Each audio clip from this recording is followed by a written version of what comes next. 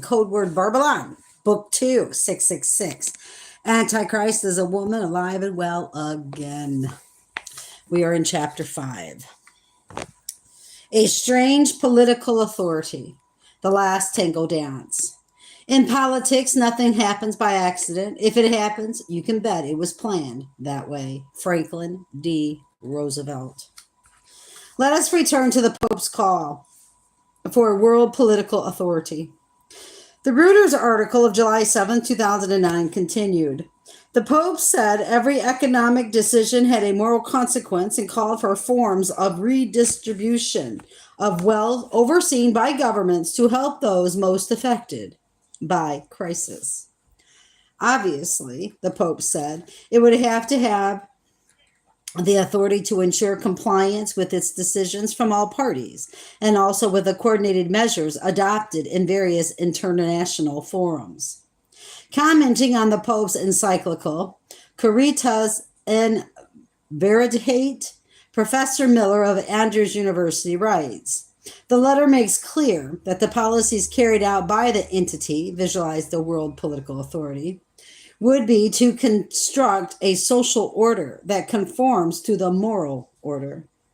Professor Miller adds, the Pope's choice of words is telling. He does not say some moral order or a moral order, but the moral order. He clearly has a certain moral order in mind. Could this be any other moral order than the one articulated and taught by the Roman Catholic Church? The actual governing and wielding of the sword or rifle or bayonet of the global authority might be by non-religious state powers, but it would seem that the Pope must envision that they would do so with some connection with Catholic Church leadership or teaching, or both. Note, reader, the Pope did not call for a world financial authority to manage the global economy, but for a world political authority. Why does a financial crisis require a world political authority? Why not just call for a global financial regulations? What does the Pope have in mind? We have had many financial crises of epic proportions in the last 60 years, and we have recovered without the imposition of a world political authority. So why the urgent need for one now? What gives this Pope the authority, the confidence to call for such a world political authority? And why do the world leaders and the media sit up and listen when an old German priest wearing ancient robes and a fish mitre makes such declarations? How could any other religious leader have made such a statement and get serious attention? But Pope Benedict was not finished. He added, He added his purposed or proposed world political authority would have to have authority to ensure compliance with its decisions from all parties. Who is going to set up the true world political authority? And by what democratic mandate will it be established? Are the citizens of the world going to be allowed a vote in deciding whether or not they want such a world political authority? Or is this authority going to be imposed on us at the fiat direction of the Pope and his proxies from the G8 or G20 nations? In his best-selling book, The Keys of the Blood, the Jesuit professor Malachi Martin revealed who the Vatican says will be in control of this world political authority. Willing or not, ready or not, we are all involved in an all-out, no-holds-bar, three-way global competition. Most of us are not competitors. We are the stakes. The competition is about who will establish the first one-world system of government that has ever existed in the society of nations. It is about who will hold and wield the dual power of authority and control over each of us as individuals and over all of us together as a community. Over the entire 6 billion people expected to inhabit the earth in the third millennium. The competition is all out because now that it has been started, there is no way it can be called off. Our way of life as individuals and as citizens, even the badges of our national identity, will have been powerfully and radically altered forever.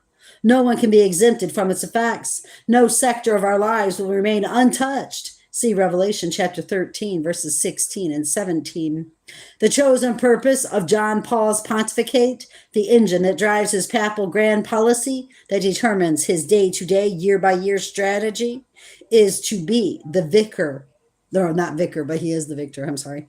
Is to be the victor in that competition, now well underway. The reference to Pope John Paul II being the victor in the competition to rule the New World Order was not a personal ambition, but an expression of the aims of the papacy, just like the presidency. John Paul II was merely a chosen agent for that purpose. For as Malachi Martin says, it was the chosen purpose of his pontificate. On page 341 of the same book, Martin states that this one world government will be dominated by an international bureaucracy. Visualize a world political authority, which controls and directs every citizen in every nation. Martin adds coolly, it will be a winner-take-all race as to who will control this world political authority. Keys of This Blood, page 12 and 16, or through 16. And as we have already read, the Vatican intends to be not a partner, but the victor in that competition. On page 16, Malachi tells us confidently, those of us under 40 will surely live under its legislative, executive, and judiciary authority and control, a system that will be introduced and installed in our midst by the end of this final decade of the second millennium. That's now, reader. We are in the third millennium. In calling for the establishing of a true world political authority, the Pope says that this should be managed with God-centered ethics. God-centered ethics, what is that? Reader, we will soon have opportunity to see what kind of ethics, the religious values the Pope really espouses. But he hints at the answer to this question himself. His encyclical makes it very clear that to have a sound global economy, every responsibility and commitment must be rooted in the values of Christian truth. Commenting on his papal declaration, Professor Miller, previously quoted, says it cannot be that the Pope is calling for the creation of an authority and the implementation of a social and moral order, and then he plans to have no role or say in how it is to be implemented. The Catholic hierarchy, the Holy See, has had for many years a concerted plan for a new world political authority. We need only look at the Vatican's own documents, Rerum Novarum, the encyclical of Pope Leo XIII, 15th May, 1891, of which I say a great deal more later. That's all in Greek there. No, it's not Greek, it's Latin. So let's see. Here is what these encyclicals say under the heading State Intervention and the Economy, as summarized in the document, The Social Agenda. Paragraph 229. Another task of the state is that of overseeing and directing the exercise of human rights in the economic sector, supporting them in moments of crisis. The state has the further right to intervene when particular monopolies create delays or obstacles to development. And that's citing Centesimus Ennis in 48. Paragraph 237 of the Social Agenda states, the principle of subsidiarity is opposed to all forms of collectivism, socialism. It aims at harmonizing. It tends toward the establishment of true international order. Catechism of the Catholic Church, 1885. Reader, that statement was made in 1885. This international order has long been the grand design of the papacy. In paragraph 239, we read, in order to be fully effective, these efforts ought not remain scattered or isolated, much less be in competition for reasons of power or prestige. The present situation calls for the concerted planning. A planned program is, of course, better and more effective than occasional aid left to individual goodwill. It presupposes careful selection of ends and the choice of means. To meet the needs needs of the present and the demands of the foreseeable future. More important, a concerted plan has advantages that go beyond the field of economic growth and social progress shaping the world. That was in Popularum Progresso, number 50. Paragraph 341 of the Social Agenda states international cooperation on a worldwide scale requires institutions that will prepare, coordinate, and direct it until finally there is established an order which is universally recognized. We encourage these organizations which have undertaken this collaboration. As we said in the representatives of the United Nations in New York, Popularum Progresso, number 70. Now, remember that Pope Benedict has already called for a true world political authority, that is to be universally recognized. This is the very expression used in the encyclical of Pope Paul VI in 1967, where he said, this international collaboration on a worldwide scale requires institutions that will prepare, coordinate, and direct it until finally there is established an order of justice which is universally recognized. Popularum Progresso, paragraph 78. Under the subheading Globalization, in paragraph 358 of the Social Agenda, it states, if an authentic, visual, true economic order is to be established on a worldwide basis, an end will have to be put to national ambitions. Reader, national ambitions? Thus, when Pope Benedict called for a world political authority rooted in Christian values, regulated by law, universally recognized, and vested with the effective power, he was calling for the setting up of a toleration world system of power, the union of church and state on a geopolitical scale, a commonwealth of God. Robert Mueller, former Assistant Secretary General of the United Nations, said, we must move as quickly as possible to a one world government, a one world religion under a one world leader. Billy Graham's was really good friends with that feller. Who might such, I'm sorry, that was snarky. Who might such a man be? Former President of the General Assembly of the United Nations, Charles Malik, said, the only hope for this Western world lies then in a united Europe under the control of the Pope. Why does Charles Malik assert this to be true? Because he says the Roman Catholic Church is the most commonly influential, controlling, unifying element in Europe. And he is right, and not just in Europe, but the whole of the Western world. Lincoln Bloomfield wrote, world government will come about through the establishment of supranational institutions characterized by mandatory universal membership and some ability to employ physical force.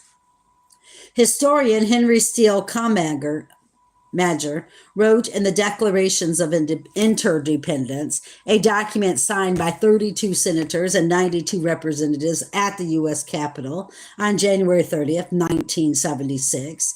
2 centuries ago, our forefathers brought forth a new nation. Now we must join with others to bring forth a new world order.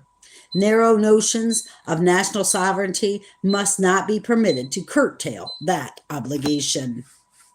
The Jesuit professor Carol Quigley, Bill Clinton's mentor, wrote, in the New World Order, the individual's freedom and choice will be controlled within very narrow alternatives by the fact that he will be numbered from birth and followed as a number through his educational training. His required military or public service, his tax contributions, his health and medical requirements, and his final retirement and death benefits. Soon the world will be brought into such dire financial straits that almost all peoples will come to accept the proposition of Charles Malik. What proof do I offer in support of this bold assertion that the world is being intentionally brought into dire financial straits so that the unsuspecting people of the world will accept the new world political authority? Bill Clinton's Jesuit professor Quigley explains how this seeming impossibility will be brought about with the support of the vast majority of the peoples of the world. The powers of financial capitalism had another far-reaching aim, nothing less than to create a world system of financial control, able to dominate the political system of each country and the economy of the world as a whole. This system has to be controlled by central banks of the world acting in concert by secret agreements. Who are the secret parties to these secret agreements? Or rather, who controls these various parties? That, reader, is the subject of this volume. In the coming chapters, we will see that the Pope's notion of a world political authority is based on the social gospel of Rerum Novarum, who in America today at the highest level believes in Rerum Novarum, Barack Obama. In the 2009, no. Let me say that again. In 2009, President Obama told reporters repeatedly through his advisors that he has been profoundly affected by Roman Catholic teachings. More particularly by the teachings of social injustice. Social injustice. That's true. I'm so sorry. I guess that was a Freudian slip. Okay. More particularly by the teachings of social justice, the Catholic teachings of social justice. Obama's advisors told PBS journalist and political analyst Margaret Warner, reader, the Catholic Church's teachings on social justice is almost entirely premised on the structured around Rerum Novarum. Amongst other things, Rerum Novarum calls for the introduction of a set religious day of rest. Shh, hush. Here are some salient excerpts. Paragraph 1. There is an obligation of the cessation from work and labor on Sundays and certain holy days. Rest combined with religious observances disposes man to forget for a while the business of his everyday life, to turn his thoughts to things heavenly and to the worship which he so strictly owes to the internal Godhead. It is this above all which is the reason, arid motive of Sunday rest, a rest sanctioned by God's great law of the ancient covenant. What lies, man? Because he didn't do it on Sunday. Anyway, he rested on the seventh day from all his work which he had done. Yes, he did.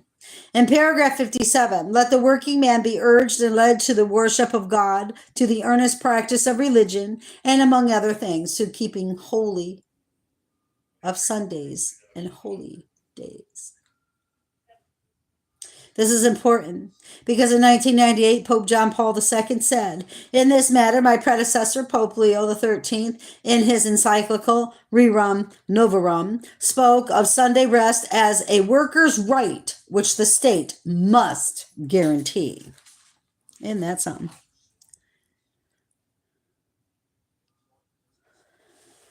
This is important because, let's see, I read that. Mark well, the language used is imperative. Whenever the Catholic Church speaks in such a tone, you must realize that she means business, and she will not let up until she gets her way in that matter. And Obama has indicated he is on board with her. Mr. Obama told the world to look forward, not backward, yet he is looking back to the 1891 feudal fascist encyclical of Pope Leo XIII as a solution to our modern socio-economic problems. This solution, the Pope's solution, is called social justice, the new social movement. Prudent reader, as George P. Rutledge said, unless the signboards are all wrong, America has been selected by the Pope as the future theater on whose stage Romanism purposes to do the last tango dance. Yeah, pretty much. All right, let's see how long this next chapter is. That will all depend if I can read it because Richard will be coming home and I don't want the dogs to be barking. And so I'm going to stop here for now just because it is 5:03. I got to pull the lasagna out and put the dinner rolls in. So keep your eyes on Jesus, brothers and sisters, and your nose in the book, which is the Word of God. And let us embed the Word of God upon the tablets of our hearts, so you and I will not sin against God or be deceived. Have a great evening.